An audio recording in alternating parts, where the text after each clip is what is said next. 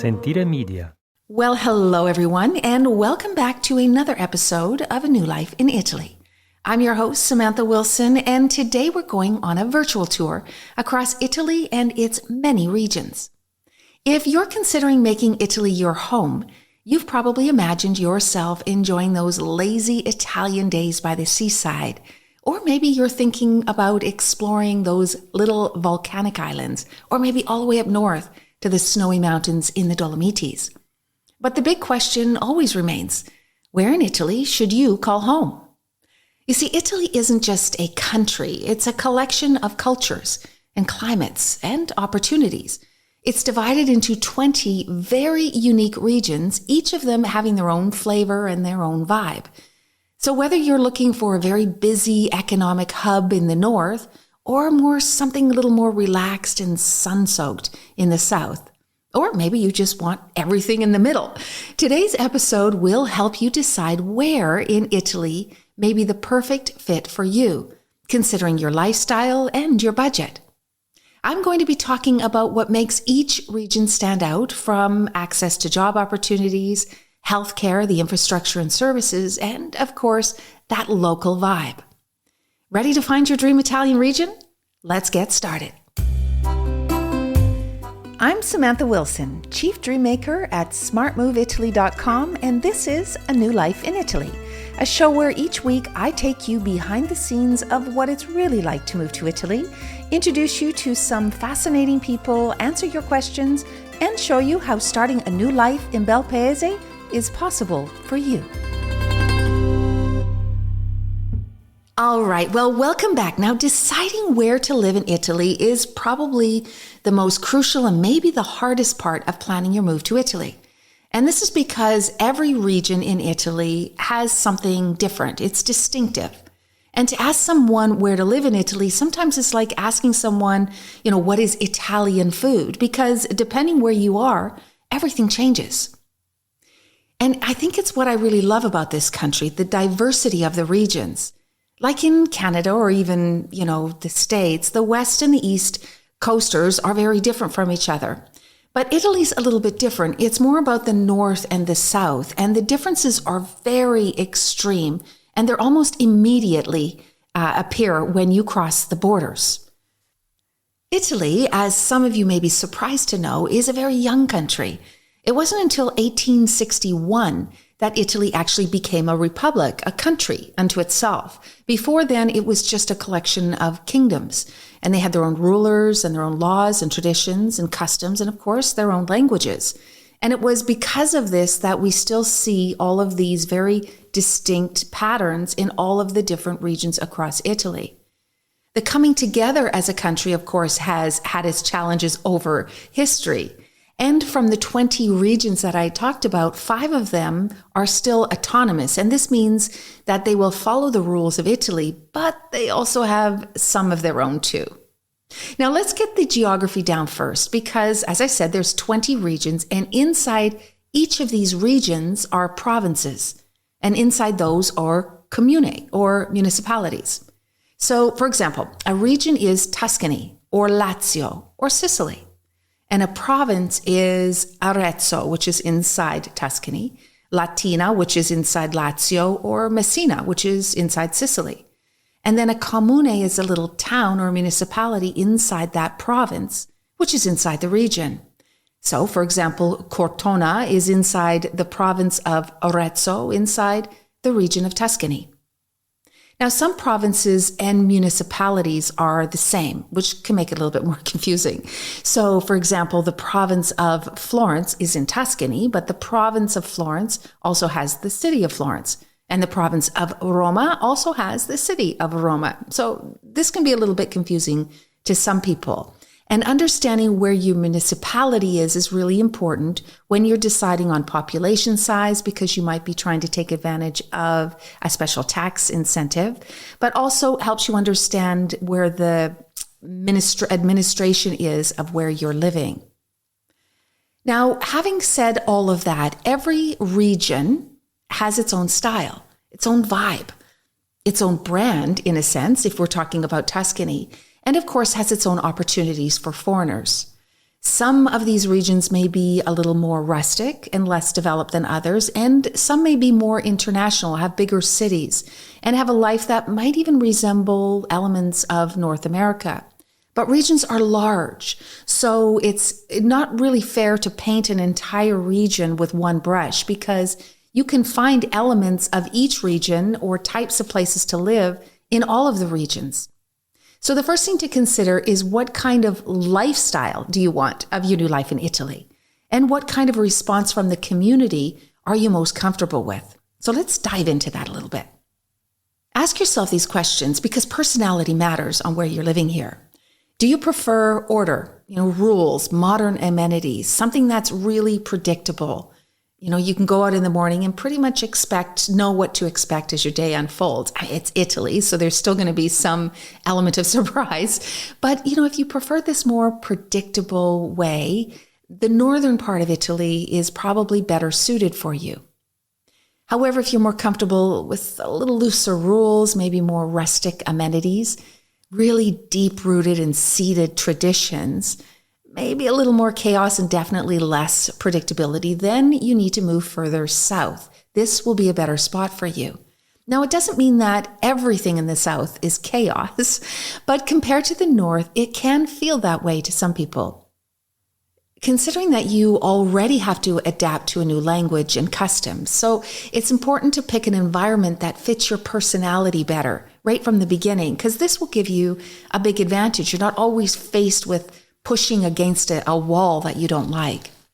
So now that you have the north or south mapped out in you and where really generally fits your personality, let's talk about the reason that you're moving to Italy in the first place, because this also matters. Maybe you're moving to be close to family, and if this is the case, then location is probably pretty specific. Or maybe it's to relax and get closer to your hobby or your passion. Are you coming here for work? Are you going to be retiring? Are you going to be a new digital nomad? Are you going to start a family? Is your health or your language skills something that you need to consider? What do you need or want? Will you be driving? Will you need to drive? Or will you rely on public transportation? What is your budget?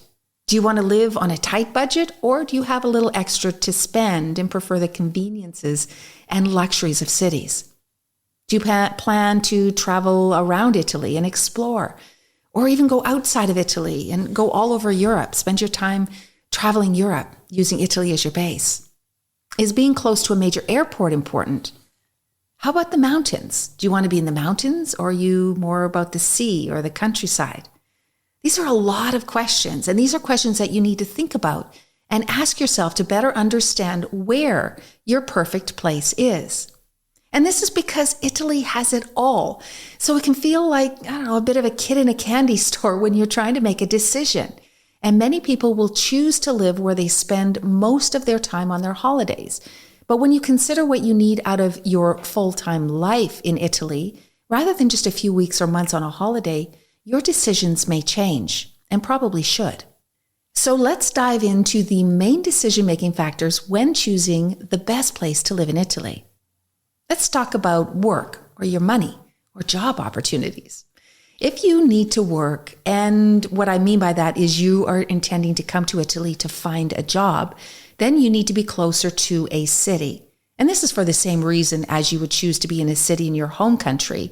There's more jobs where there's more people. So cities like Milan and Turin and Florence, these are better cities, Rome, to find more work. However, the South right now is actively trying to find and attract talent, so you might see some new opportunities down there as well.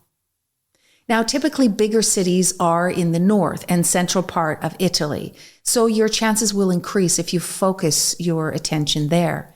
If you want to work, for example, in hospitality, then you can focus more on the seaside resorts for seasonal works, or maybe the islands. However, keep in mind that hospitality work is generally not paid very well, but that's okay because often it's more affordable to live a little bit more outside of the city than inside the city. If, on the other hand, you are a remote worker or you're self-employed, then your biggest concern will be access to good internet. And for that, the cities, of course, are also better. And internet in Italy, by the way, is generally quite good. There's fiber pretty much everywhere, except, of course, in the middle of the countryside. And sometimes it can be a trouble with some internet along the water, so closer to the sea or around the lakes. And of course, in the middle of nowhere, you'll often have to use a satellite. But generally speaking, the internet in Italy is really good. If you need super high-speed fiber, then you're going to have to do your work, of course, then you're going to have to focus on more developed areas. So now that you have your work or your job prospects in order and you know what you need in order to make your money when you're living here, let's talk about the weather, because this can have an impact on your quality of life. Now, if you come from a colder climate, hey, you Canadians out there, and you expect that moving to Italy means that you live in your shorts and your t-shirts all year long, well, then you are on the wrong side of the Mediterranean. You need to head over to Spain, because Italy, although on the Mediterranean, has very distinct seasons. In fact, the weather is almost as distinct as the regions. In the south and the islands, of course, it's warmer because you're more south. And this is, wintertime highs of maybe 10 or 11 Celsius, but it can get down to about 5 at night, which is certainly not t-shirt and short wearing weather. But it also gets extremely hot, these areas in the summertime. So, over 40 degrees Celsius, well into the hundreds. And this can be endless in the summertime, especially down in Sicily. If you're in the north and even parts of central Italy, you will see snow in the wintertime. Not a lot, not like maybe what some of you are used to, but it certainly gets cold.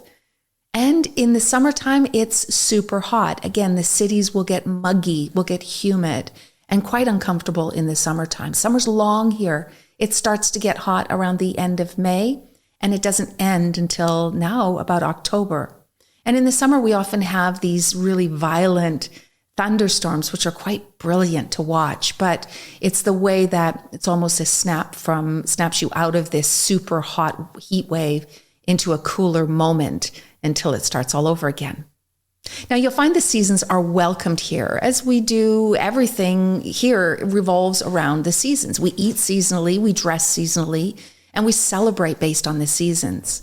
And remember, in August, we also get this real serious summer brain where everything closes off. And this is going to be in any region that you live in. Now, if weather is an important part of your life and an important part of your health and well-being, it's important to really consider where you're living. Now, speaking of health, let's talk about the difference between the North and the South with regards to healthcare. Healthcare quality and availability vary significantly between the North and the South. Now, the North generally provides, better facilities and service and accessibility. And this is usually due to just having more money and more people in the North. So naturally, it's going to be better. And it's not that there's no doctors or no facilities in the South. There are. It's just that the main facilities and the specialists will be found central and north of Italy.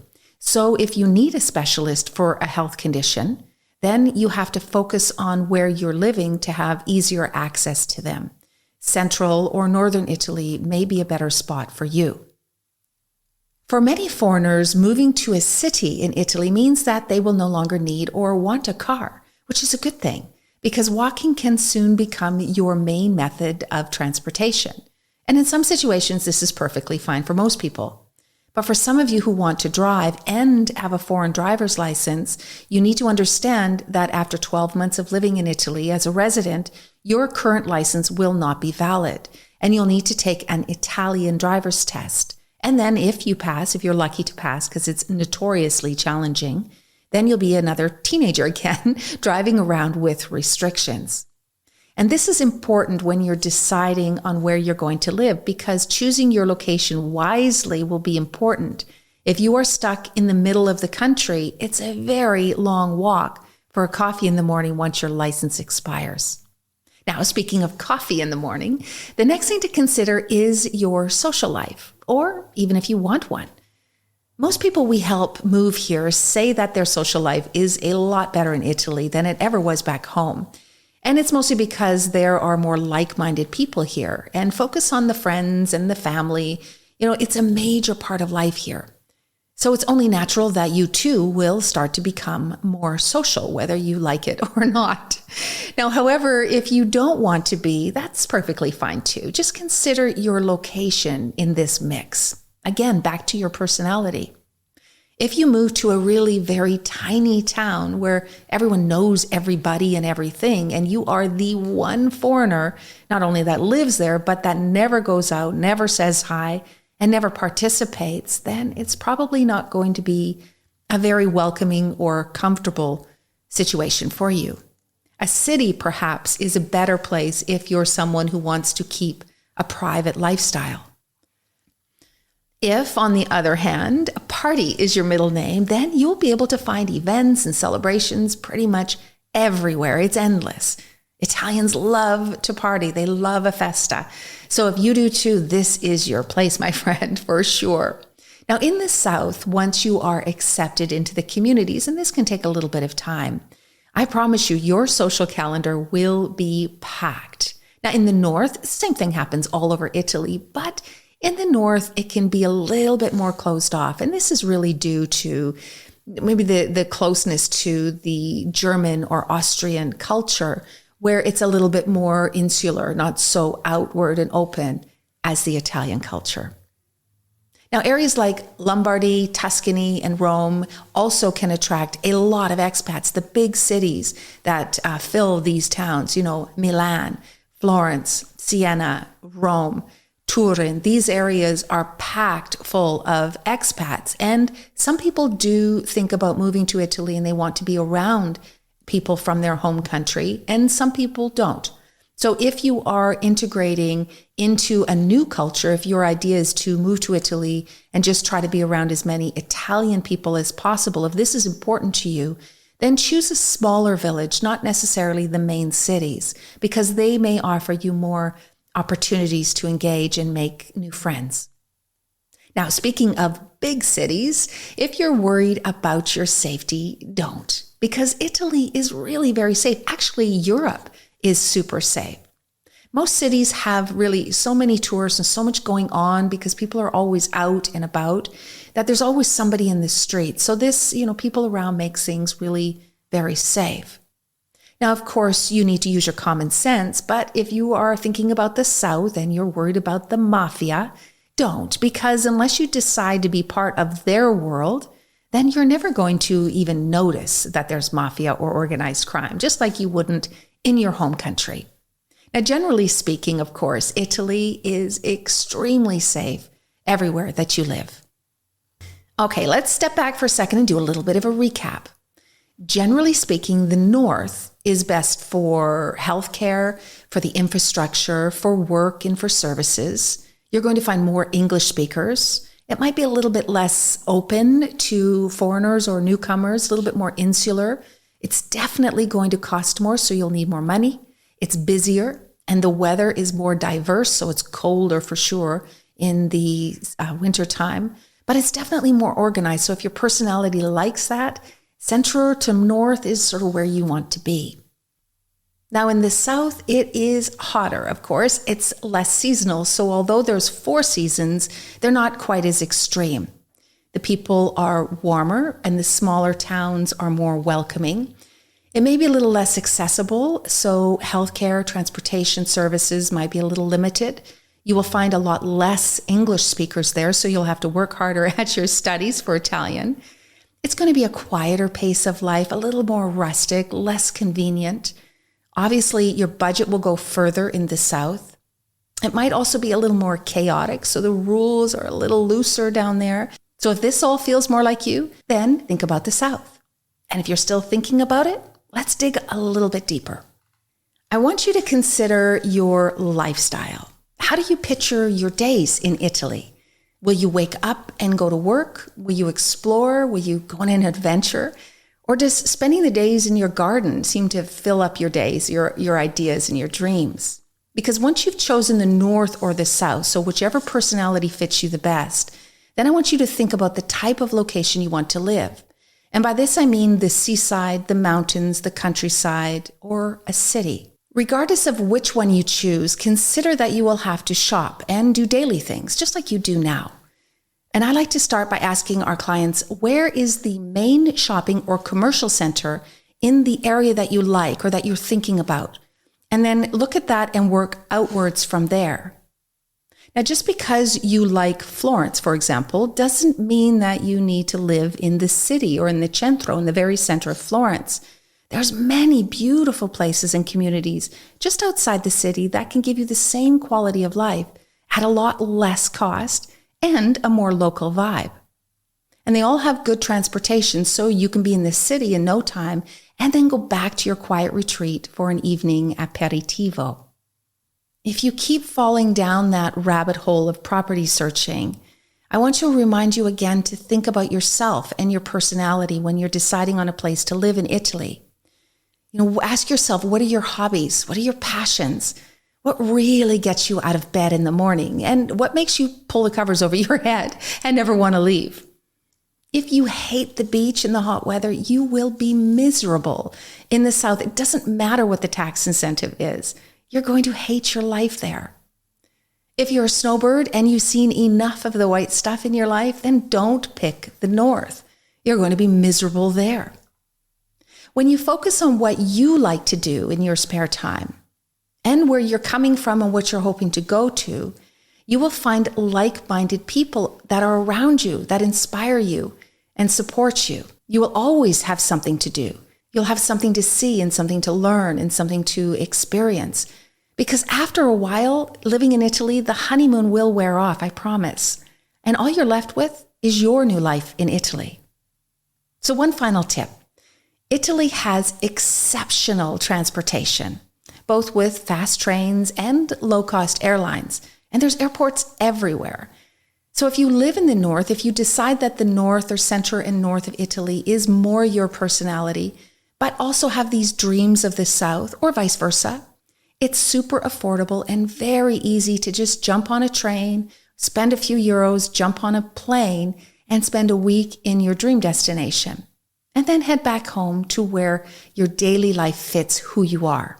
So pick a place that makes you feel at home and fits your everyday personality, and leave the holiday spots for your next vacation.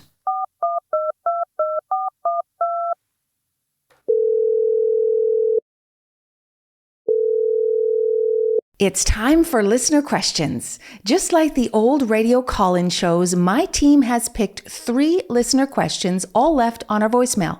I have no idea what these questions are, but I haven't been stumped yet. Are you ready?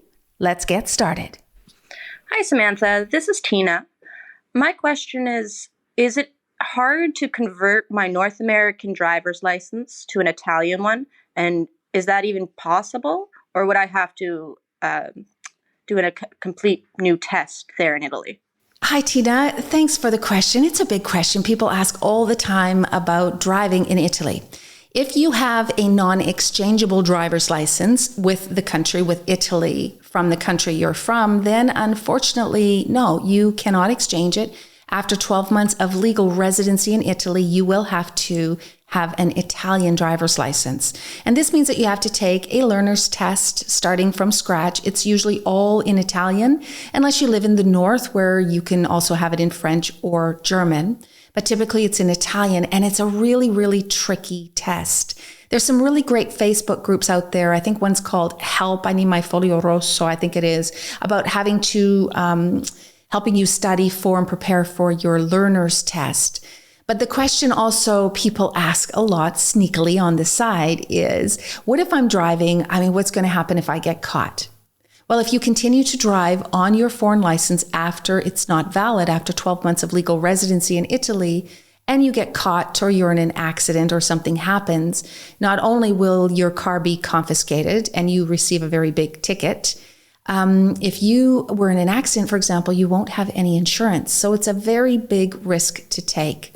I suggest that you start studying for your Italian driver's test as soon as possible, because it can take many, many months to actually prepare for it before you can pass the test. Hello, Samantha. My name is David, and I'm planning to buy a house in Italy, and I'm trying to budget. How much would be my closing costs? Hi, David. So a big question, depends on a lot of factors. Generally speaking, your closing costs to buy property in Italy, there's going to be transfer taxes, which are based on the cadastral value of the property, which isn't the property purchase price, but the town, think of it like your tax assessed value, property value. This is what your transfer tax will be evaluated on. If you're buying a second home, it's 9% of that taxable cadastral value.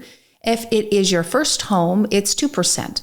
You'll also pay notary fees. You'll pay another few little taxes, of course, tax in Italy.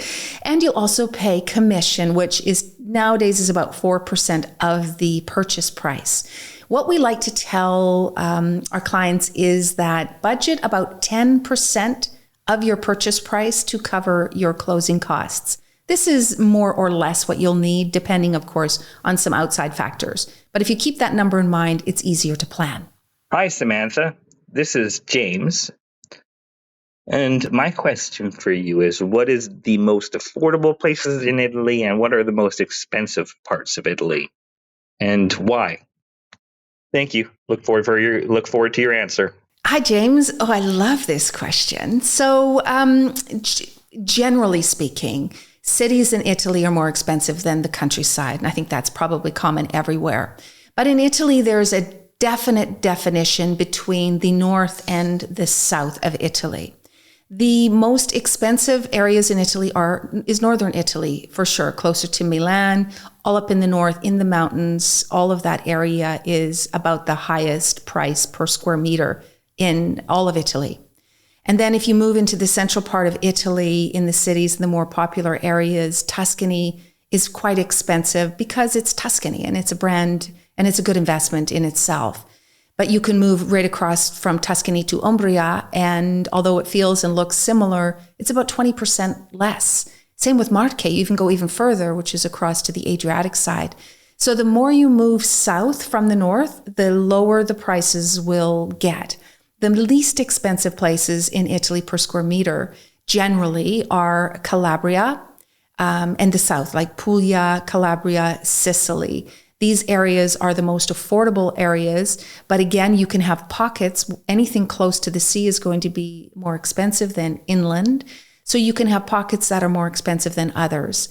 And the way that Italy evaluates its property, there is a per square per meter general guideline, but it varies widely depending on the location and the finishings of the property.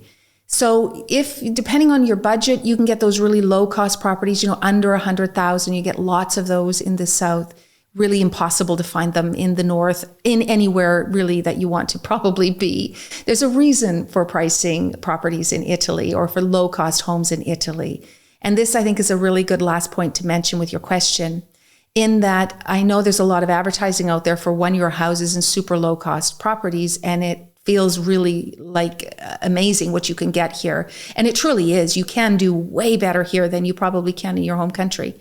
However, you get what you pay for, even here in Italy. So consider that when you're looking at something that seems too good to be true. Quite often, it is.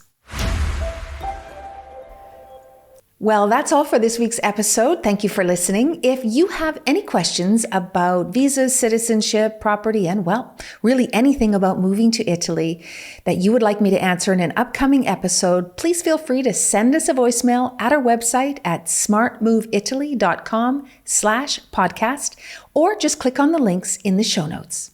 Thanks again for listening. And remember, you can find all of the resources and the links to the people and the places that I mentioned in this episode inside the show notes. Ciao for now.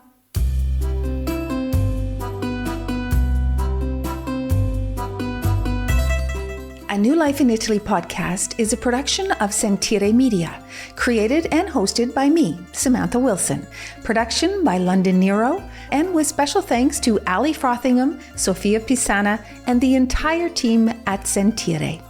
Follow A New Life in Italy wherever you get your podcasts. And hey, if you're thinking of moving to Italy, whether full-time, part-time, or for a lifetime, come and see me over at smartmoveitaly.com and we'll help you get here and start living your best life.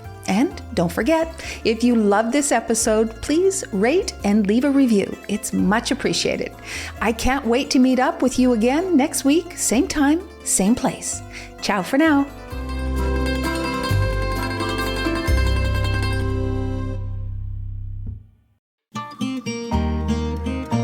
Sentire Media. Hey, podcast producers and show hosts. Do you want to join a podcast network that celebrates all things Italian?